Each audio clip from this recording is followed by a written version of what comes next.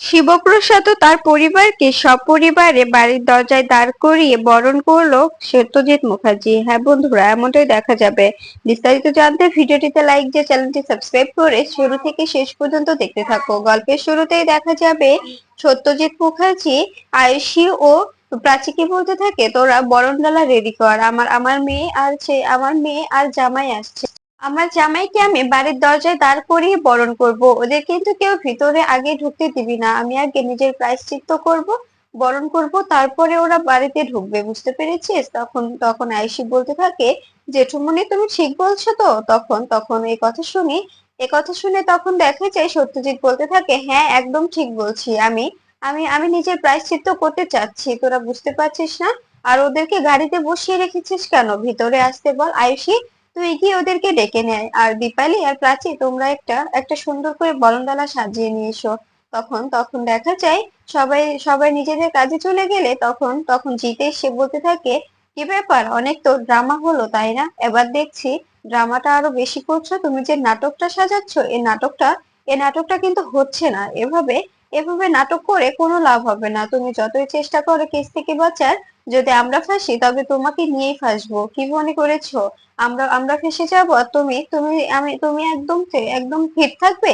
কখনোই না, কখনোই না দাদা, এই চিন্তা তুমি বাদ দিয়ে দিও, বুঝতে পেরেছো? তখন তখন সত্যজিৎ বলতে থাকে, সঞ্জিত তুই কিন্তু আমার সঙ্গে মিসবিহেভ করছিস, আমি তোর দাদা, তুই ভুলে যাচ্ছিস যে আমি কি হই তোর সম্পর্কে? তুই এভাবে কথা বলার রাইট কোথা থেকে পাস বলতো? তখন তখন জিৎ বলতে থাকে, আমি আমি অবশ্যই এই কথাগুলো বলবো, কেননা তুমি তুমি যে কাজটা করতেছো সেটা পুরোটাই ভুল, পুরোটাই ভিত্তিহীন, এই কাজটা মোটেও তোমার করা মানাচ্ছে না। তুমি এই কাজটা কেন করছো দাদা? এই কাজটা তুমি কেন করছো আমি কি জানতে পারি? তখন তখন দেখা যায় সত্যজিৎ বলতে থাকে, আমি কেন করছি তুই বুঝতে পারছিস না? আমি নিজের ভুলটা বুঝতে পেরেছি, আর এটা এটা কোনো কোনো কোনো ট্র্যাপ নয়, আর কোনো অভিনয় নয়, আমি সত্যি সত্যি ওদেরকে মেনে নিচ্ছি, সত্যি সত্যি আমি নিজের যে ভুলের প্রায়শ্চিত্ত করছি। আমি আমার ফুলের মতো জামাইকে এত বছর দূরে রেখেছি, তার থেকেও বড় কথা, আমার ছোট ছোট ফুটফুটে দুটো নাতি নাতনিকে আমি কখনো কখনো প্রাধান্য দিইনি, ওদেরকে দূরে রেখেছি। এর কারণেই আমি ওদেরকে নিজের কাছে নিয়ে আসছি। এতে এতে তোর সমস্যা হবার তো কোনো কথা নয় তো। আজকে যদি আরাধ্যার ঘরে কোনো সন্তান হয়, তুই কি আরাধ্যাকে ফেলে দিবি? তখন দেখা যায় জিৎ বলতে থাকে, তুমি আরাধ্যা আর তোটেনের সঙ্গে তুলনা করছো, আর শিবপ্রসাদ আর কাবিরের সঙ্গে তুলনা করছো, শিবপ্রসাদ কোথায় আর কাবির কোথায়? তখন তখন সত্যজিৎ বলতে থাকে, হয়তো বা শিবপ্রসাদের টাকা নেই, কিন্তু শিবপ্রসাদের মান আছে, আর আর যে সম্মানটা তোর জামাইয়ের নেই, কাবিরের নেই, বুঝতে পেরেছিস? ঠিক তখনই তখনই দেখা যায় আয়ুষী বলতে থাকে, জেঠু ওদের ছোটদি ভাইরা এসে পড়েছে ওরা। এরপরে দেখা যায় শিবপ্রসাদ পিকু ও টটি নিয়ে সে দরজায় দাঁড়ালে তখন তখন দেখা যায় সে সত্যজিৎ বলতে থাকে, ওখানে দাঁড়া মা, ওখানে দাঁড়া, ভিতরে আসবি না, আমি আগে আমার জামাইকে বরণ করব, তারপরে তারপরে তোরা ভিতরে আসবি। এরপরে দেখা যায় প্রাচী ও দীপালি বরণডালাটা নিয়ে এলে তখন তখন সত্যজিৎ সামনে গিয়ে দাঁড়ায়, আর শিবপ্রসাদকে বলতে থাকে, জানো বাবা, আমি তোমাকে বরণ করছি, তোমাদের সঙ্গে এভাবে মিশতে চাইছি, এটাকে ওরা ওরা বলছে আমি নাকি কুমিরের কান্না কাটছি, আমি নাকি কেস থেকে বাঁচার জন্য তোমাদের কাছে তোমাদের সঙ্গে অভিনয় করছি। শোনো বাবা, তোমার তোমার যেটা ইচ্ছে, যে যে রকম শাস্তি তুমি আমাকে দিতে চাও দেবে, আমি আমি বারণ করবো না, আমি মাথা পেতে নেব, কিন্তু আমাকে একটুকু প্রায়শ্চিত্ত করতে দাও, আমি তোমাকে বরণ করে ঘরে তুলে নিতে চাই, এতে এতে তোমার যা মনে হয় হবে, কিন্তু আমাকে এই কাজটা প্লিজ করতে দাও। তখন শিবপ্রসাদ বলতে থাকে, আপনি আপনি ওদের কথায় কান দেবেন না, আপনি আপনি বরণ করুন, কোনো সমস্যা নেই, আমি আমি কিচ্ছু মনে করব না। এরপরে দেখা যায় তখন তখন জিৎ বলতে থাকে, তবে তো মনে হচ্ছে নিজে তুমি আর নন্দিনী প্ল্যান করে সত্যজিৎ মুখার্জিকে কেস থেকে বাঁচিয়ে নেবে, তাই না? কারণ যেভাবে যেভাবে মিল দিচ্ছ, যেভাবে কথা বলছো, মনে হচ্ছে তো ঠিক তাই। তুমি আর নন্দিনী যে করে হোক প্রমাণ সরিয়ে সত্যজিৎ মুখার্জিকে কেস থেকে সরিয়ে নেবে, এটা এটা আমাদের খুব ভালো করেই মনে হচ্ছে। তখন এ কথা শুনে তখন দেখা যায় শিবপ্রসাদ বলতে থাকে, যদি যদি মেনে নিতে হয় তবে নেব, তবে তবে তোমাদের কি সমস্যা? আপনারা আপনারা কেন বলছেন এসব? আমার যদি ইচ্ছে হয় আমি অবশ্যই ওনাকে কেস থেকে সরিয়ে নিতে পারবো, কিন্তু আমি সরিয়ে নেব না, কারণ কারণ ওনাকেও কিছুটা হলেও শাস্তি তো পেতে হবে, তাই না?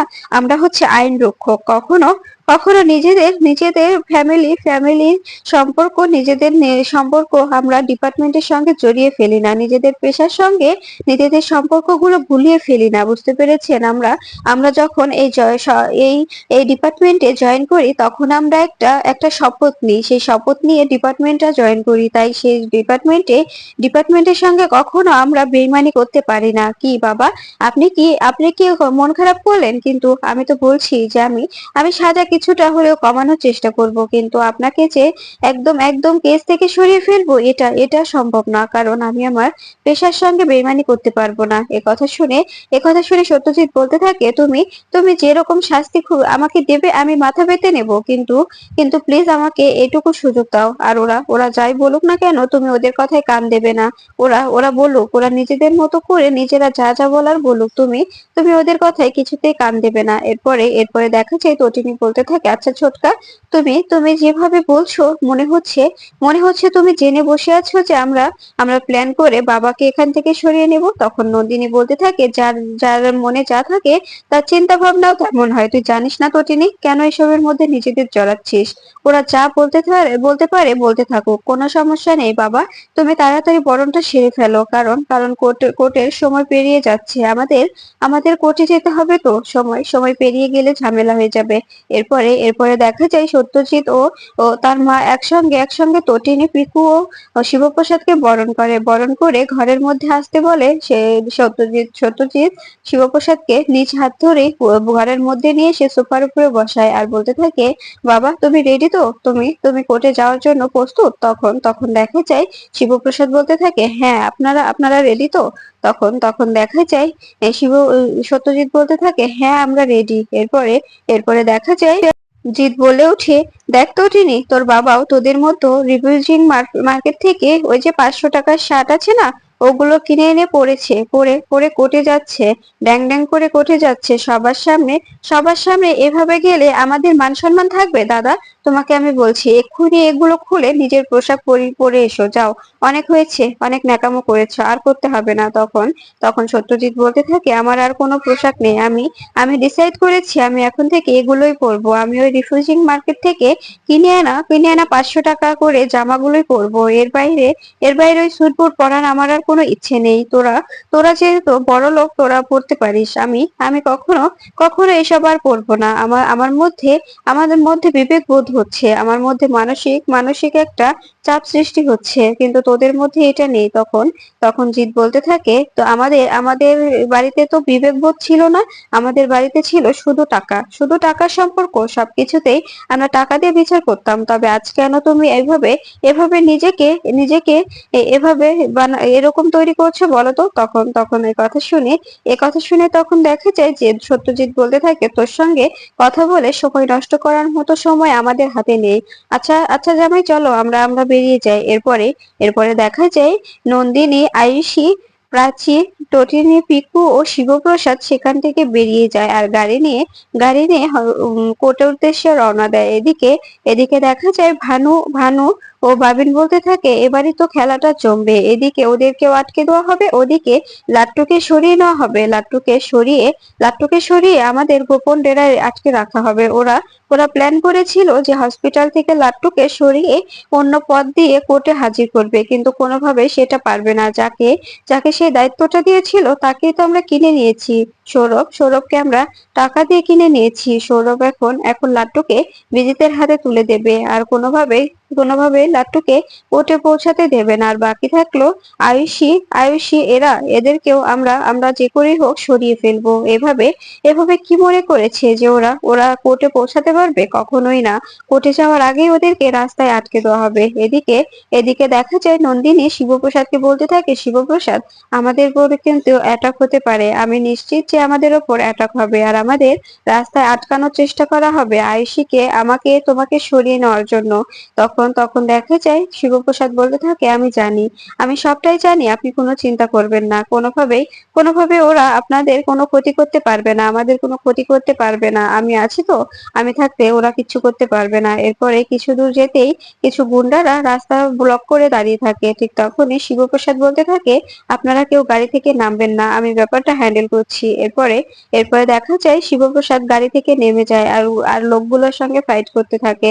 তখন লোকগুলো বলতে থাকে, ওই মেয়েকে আমার হাতে তুলে দে, আমাদের হাতে তুলে দে, তুই মিছামিছি নিজের ক্ষতি করতে এখানে এসেছিস, নিজের ক্ষতিটা করিস না। তখন তখন শিবপ্রসাদ বলতে থাকে, ক্ষতির কি দেখেছিস, কোনো ক্ষতি হবে না। আর আর তোদের এমন অবস্থা করব না, তোদেরকে কে পাঠিয়েছে, বিজিত লাহিড়ী, তাই তো?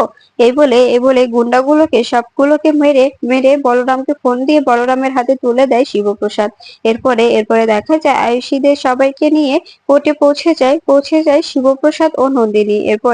এরপরে দেখা যায় কোর্ট চত্বরে বিজিতের সঙ্গে দেখা হয় আয়ুষীর। তখন বিজিত বলতে থাকে, এই তোমাকে তো আমি তুলে নেওয়ার জন্য গুন্ডা পাঠিয়েছিলাম, তুমি এখানে কি করে?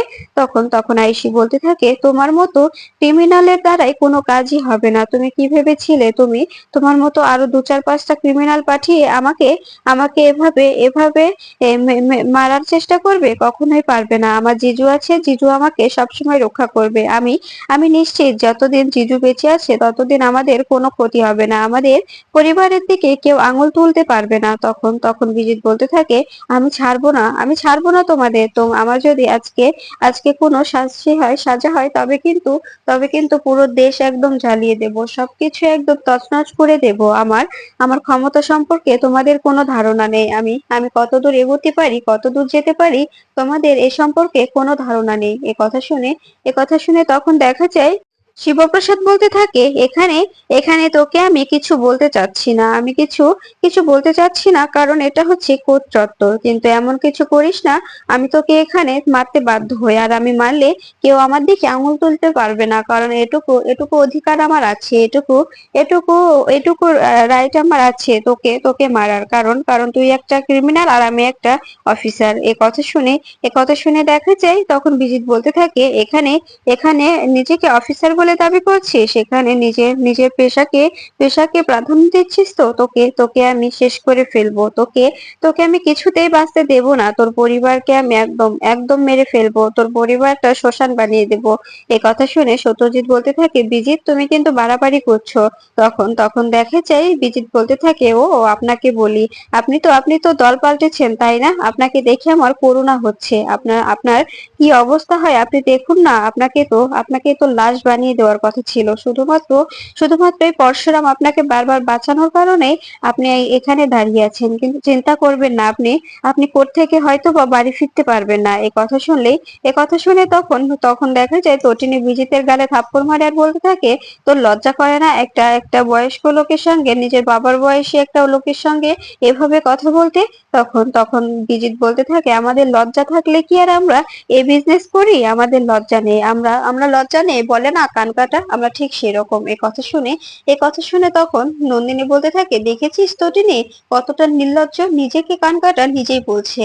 তখন প্রাচী বলতে থাকে, আচ্ছা, তোমাকে তো আমরা সবাই মিলে সবাই অনেক ভালোবেসেছিলাম, ভেবেছিলাম তুমি অনেক ভালো, কিন্তু তুমি যে এতটা নিচু আমরা কখনোই ভাবতে পারিনি। তখন আয়ুষী বলতে থাকে, ভুলটা আমাকে ছোটদি ভাই বারবার বলেছিল এই ছেলেটাকে বিশ্বাস করিস না, এই ছেলেটা বিশ্বাসের অযোগ্য, কিন্তু আমি বিশ্বাস করিনি, আমি ছোটদি ভাইকে বিশ্বাস না করে এই ছেলেটাকে বিশ্বাস করেছিলাম, আর আজকে দেখ তার প্রতিদান পাচ্ছি, এই ছেলেটা আমাকে এভাবে প্রতিদান দিচ্ছে। তখন দেখা যায় বিজিত বলতে থাকে, তোকে প্রতিদান দেওয়ার কি আছে, আমি তো তোকে ভালোবাসিনি, আমি তো শুধু ট্র্যাপ হিসেবে তোকে ব্যবহার করেছিলাম, ভেবেছিলাম তোকে নিয়ে এখান থেকে যাব আর তটিনী আর শিবপ্রসাদ গাঙ্গুলিকে হাতের ইশারায় নাচাবো, কিন্তু শেষ মুহূর্তে এই শিবপ্রসাদ গাঙ্গুলি তোকে বাঁচিয়ে নিয়েছে, কিন্তু চিন্তা করিস না, তোকে অবশ্যই আমি তুলে নেব, অবশ্যই তুলে নেব।